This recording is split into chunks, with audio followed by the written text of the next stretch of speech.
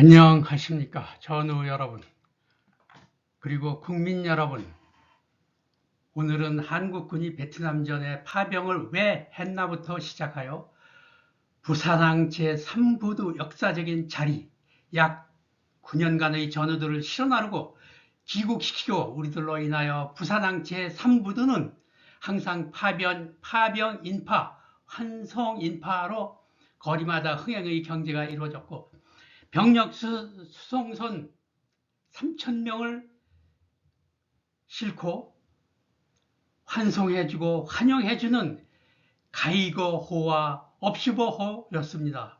배에 타는 장면까지 이야기 및 자료로 방송을 시청하시고, 전우들 및 우리 전우 가족은 그 당시 할아버지 할머니를 회상시키기 바랍니다. 1950년 한국 전쟁 이후 여전히 북한은 한국을 호시탐탐 침략하기 위하여 군사적 긴장 상태에 있었고, 미국의 안보 지원이 절대적으로 필요했을 때 미국은 베트남에서 공산주의 확산을 막기 위해 한국의 각 나라의 협력 요청으로 한국은 이를 통해 미국과의 동맹을 더욱 공고히 하려 했습니다.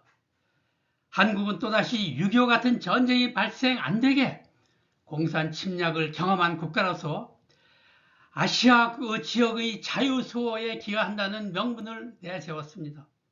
이는 국제사회에서 한국의 위상을 높이고 동시에 북한의 위험에 대응하는 전략적 의미가 있었습니다. 여기 도표에 북한이 끊임없는 남침 도발 사건을 보십시오. 월남 전쟁이 치열해지면서 미국 국민들은 베트남 전쟁에서 아들들이 많은 전사자가 생기니까 미국 어머니들이 반대 데모를 하여 당황한 미국 정부는 한국의 38선을 지키는 미군 2사단과 7사단을 월남 전쟁터로 보낼 계획을 세웠습니다. 미군이 한국에서 철수한다면 국가 안보상 엄청난 위험이 도래되므로 전력의 공백으로 북한이 또다시 제2의 유교를 계획 침공을 예상합니다. 그 당시 북한은 우리보다 2배 잘 살던 때라 대한민국에서 미군 철수만 기다리고 있었습니다.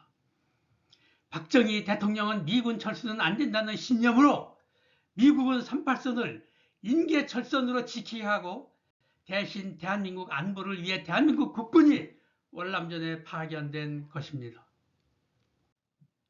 박정희 대통령은 우리 군이 미군 대신 월남에 파병할 것을 미국에 제안, 미국 정부는 단독으로 월남전을 치르기에는 국제 여론이 좋지 않았기에 명목상 연합군 형태로 미국 정부의 정식 요청으로 대한민국 국회 동의를 얻어 국가의 명령에 의하여 우리는 20대 청년 나이에 월남 파병이 되었습니다.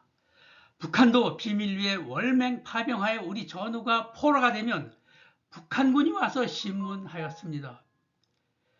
미군에서 철수하지 못하게 피나는 노력으로, 미군이 한국에서 철수하지 못하게 피나는 노력으로 결국 아래 외교 문서 9페이지를 논문 쓰는 석사 박사 학위자에게 남깁니다.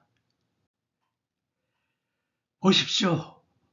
대통령 각하, 월남 파병 문제에서 고려되어야 할 문제점이라는 문서는 대통령에게 보고되는 극비 문서이므로 이것이 발표되면 국제 문제가 터지므로 그 당시 극비 문서였습니다. 1964년 초 베트남 정세가 급변할 수 있다는 미국 정부의 판단과 그에 따른 병력 증강 및 정보 강화 조치를 대통령에게 보고한 총 9페이지 기록 문서입니다. 즉, 이 문서는 1960년대 한국 외교가 미국에 크게 의존하고 있으며 독자적 외교를 시도할 경우 미국의 강한 압력에 직면할 수 있다는 점을 분석한 보고서입니다. 동시에 단순히 외교적 대응만이 아니라 경제, 사회, 심리적 차원의 종합적 전략이 필요하다고 강조하고 있습니다. 이 문서는 단순히 북한 도발을 군사적 충돌로만 보지 않고 미국의 외교 군사적 반응을 분석하면서 한국이 어떤 전략적 대응을 준비해야 하는지를 질문 형식으로 정리한 보고서입니다. 즉, 북한 도발을 테스트 개념으로 보고 미국의 입력과 협의 과정에서 한국이 독자적 대응책을 마련해야 한다는 문제의식을 담고 있는 보고서입니다.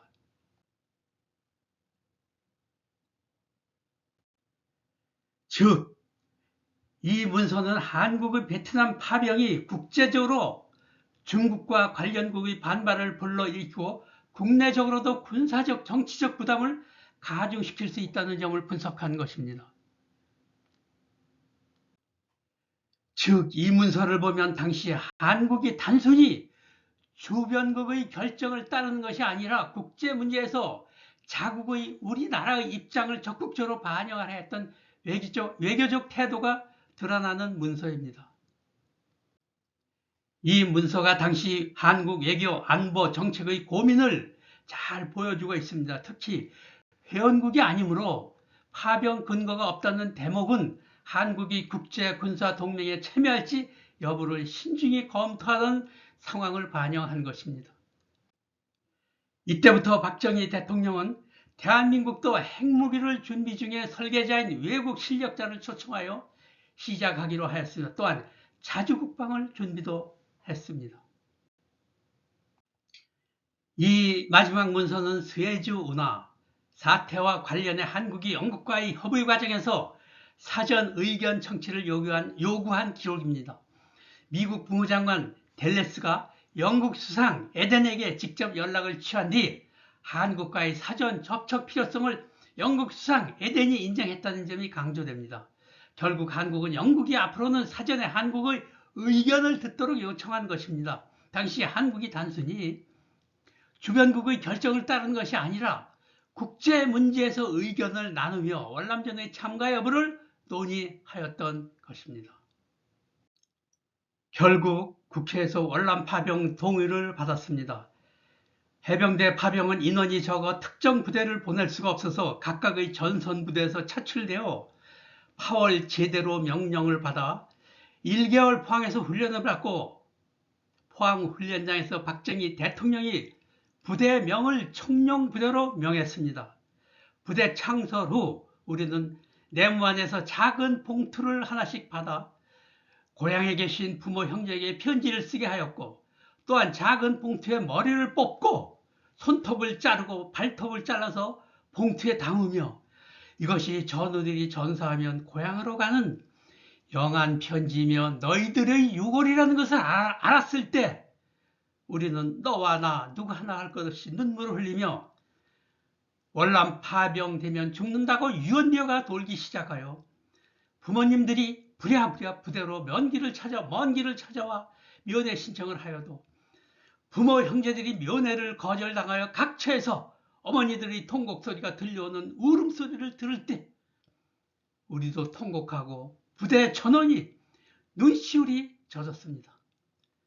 우리들은 참을만 하면 어머님들이 통곡 소리가 들려올 때 우리도 울고 대한민국이 울었을 것입니다. 청년 나이 20대 세상을 살아보지도 못하고 장가도 못 가보고 부모에게 효도도 한번 못 해보고 이제 머나먼 남쪽 나라로 가면 우리들이 고국 산천을 볼 수 있을지 의심이 들었으나 우리는 군인 정신으로 무장이 되어 탈영을 안 하고 조국을 위해 조국의 안보를 위해 조국의 발전을 위해 참고 참으며 포항에서 기차를 타고 부산 제3부두로 갔습니다. 전 부대가 무거운 M1 소총을 들고 청룡부대 사열을 하는 여기 사진을 보아도 우리 해병대가 제일 먼저 1965년 9월 20일 선발대로 결단식을 하는 사진을 보면 훈련으로 다진 우리들의 몸매들이 최고야 라고 생각하는 정신무장이 되어 있었습니다. 해병대가 9월 20일 창단식을 마친 22일 후 맹호부대 결단식이 1965년 10월 12일 여의도 광장에서 환송식을 하였습니다. 왜 해병대는 창단식이고 맹호부대는 환송식인가라고 질문한다면 해병대는 각 부대에서 차출하여 월남부대, 청룡부대로 새로 만들어 창단식 및 월남으로 떠나는 결단식이고 맹호부대는 6.25 전쟁 나기 전 1949년에 창단된 부대이므로 월남 파견 환송식인 것입니다. 맹호부대 환송식의 가운데 줄에 보면 해군이 있습니다. 명칭은 육군, 해군 등 보급부대 명칭으로 비둘기부대라고 칭하였습니다. 비전투부대이며 LST 810, 811, 812 등 상륙한 병력과 장비를 대량으로 수송, 천지함 3일함 같은 수송선 군수품과 생활물자 운송, 호위함 소형 함정 수송선 호송과 해상경비 임무를 맡은 부대입니다.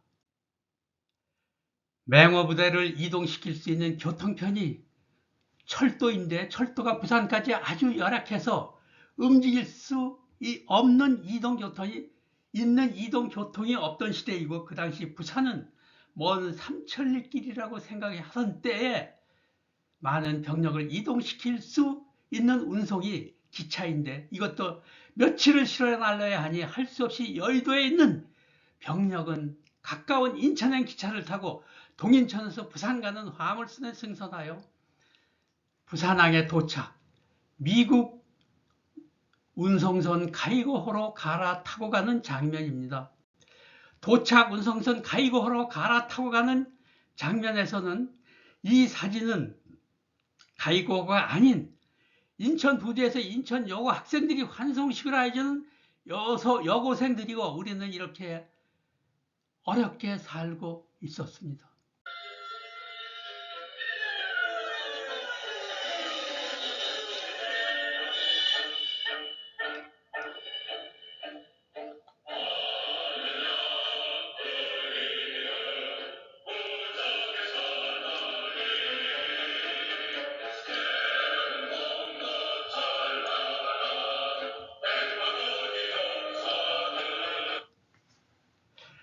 1965년 9월 청룡부대와 맹호부대가 떠난 1년 후 1966년 8월 26일 백마부대 중앙청 앞에서 발대식을 하는 장면입니다.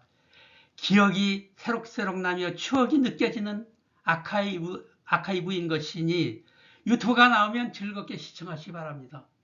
전우들이요, 또한 300만 전우 가족들이요, 월남전전 아카이브 TV 방송을 하며 저희 발음이 임플란트로 인하여 정확하지 않은 발음이 나갈 때가 있습니다. 1개월 지나면 발음이 정상적으로 나올 것입니다. 양해 구합니다. 오늘은 여기까지 2회이고 3회는 부산 제3부두 병력 수송선 가이거호와 업슈어호에 타고 국민과 부모 형제와 고국과 이별하는 장면을 올리겠습니다.